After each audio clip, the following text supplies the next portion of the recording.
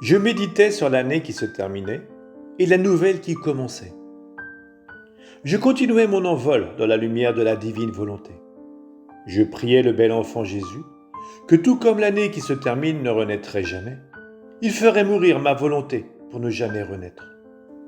Je le priais que comme cadeau pour le nouvel an, il me donnerait sa volonté, tout comme je lui donnais la mienne comme tabouret pour ses tendres petits pieds, et que je ne puisse plus avoir d'autre vie que sa seule volonté.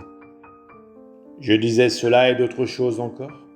Mon doux Jésus sortit de moi et me dit : « Fille de ma volonté, combien je veux, aime et désire que ta volonté puisse mourir en toi. Oh, comme j'accepte ton cadeau. Quel plaisir j'aurais à m'en servir de tabouret pour mes pieds. En fait, aussi longtemps qu'elle reste dans la créature, hors de son centre qui est Dieu, la volonté humaine est dure. Mais lorsqu'elle rentre à nouveau dans le centre d'où elle est sortie, pour servir de tabouret aux pieds de ton petit enfant Jésus, elle devient douce et je m'en sers pour m'amuser. N'est-il pas juste que si petit que je sois, j'aie un amusement ? Et qu'au milieu de tant de souffrances, de privations et de larmes, j'ai ta volonté pour me faire plaisir ? Tu dois savoir que la créature qui met fin à sa propre volonté retourne à son point d'origine. Alors la vie nouvelle, la vie de lumière, la vie éternelle de ma volonté commence en elle. Lorsque je suis venu sur la terre, j'ai voulu donner beaucoup d'exemples sur la façon de mettre un terme à la volonté humaine. J'ai voulu naître à minuit pour briser la nuit de la volonté humaine, avec le jour resplendissant de la mienne. Bien qu'à minuit la nuit se poursuive, c'est quand même le début d'une nouvelle journée. Mes anges, pour honorer ma naissance et pour montrer à tous le jour de ma volonté, à partir de minuit, agrémentèrent la voûte des cieux, avec de nouvelles étoiles et de nouveaux soleils, pour transformer la nuit en lumière plus brillante que le jour. Ce fut l'hommage que les anges ont rendu à ma petite humanité, en laquelle résidait le plein jour du soleil de ma divine volonté, et le rappel des créatures en elle. Tout petit, je me suis soumis à la cruelle blessure de la circoncision, qui m'a fait pleurer des larmes amères. Non seulement à moi, mais à ma maman et à mon cher Saint Joseph. C'était la coupure que je voulais donner à la volonté humaine, afin d'y faire couler la divine volonté, pour qu'il n'y ait plus de volonté coupée, mais uniquement la mienne. Petit encore, j'ai voulu fuir en Égypte. Une volonté tyrannique et inique voulait me tuer, symbole de la volonté humaine qui veut tuer la mienne. J'ai fui afin de dire à tous : fuyez la volonté humaine, si vous ne voulez pas que la mienne soit tuée.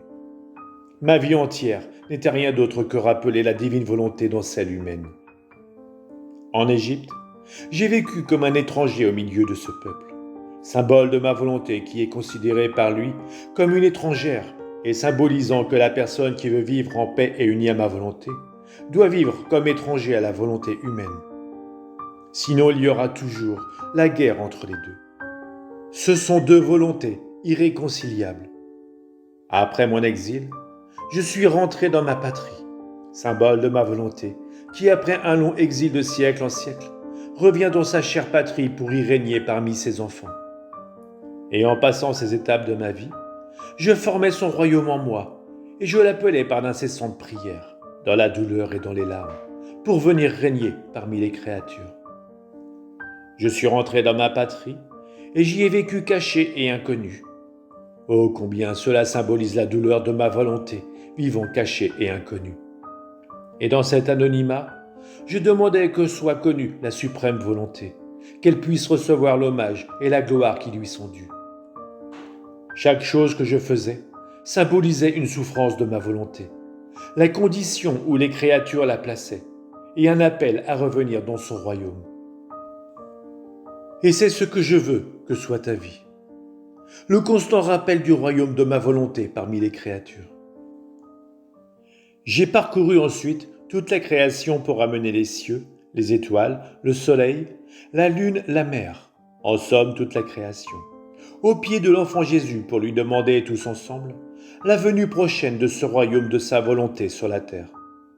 Et dans mon désir, je lui disais : vois, je ne suis pas seul à te prier, mais les cieux prient avec la voix de toutes les étoiles, le soleil, avec la voix de sa lumière et de sa chaleur, la mer avec son murmure. Tous prient que ta volonté vienne régner sur la terre. Comment peux-tu résister à toutes ces voix qui te prient? Ce sont des voix innocentes, des voix animées par ta volonté elle-même qui te prient. Je disais cela, mon petit Jésus est sorti de moi pour recevoir l'hommage de toute la création et pour écouter son langage muet. En se serrant contre moi, il me dit, « Ma fille, les meilleurs moyens pour rater la venue de ma volonté sur la terre sont les connaissances. Les connaissances apportent la lumière et la chaleur, et elles forment en elles l'acte premier de Dieu, en quoi la créature trouve le premier acte sur lequel former le sien.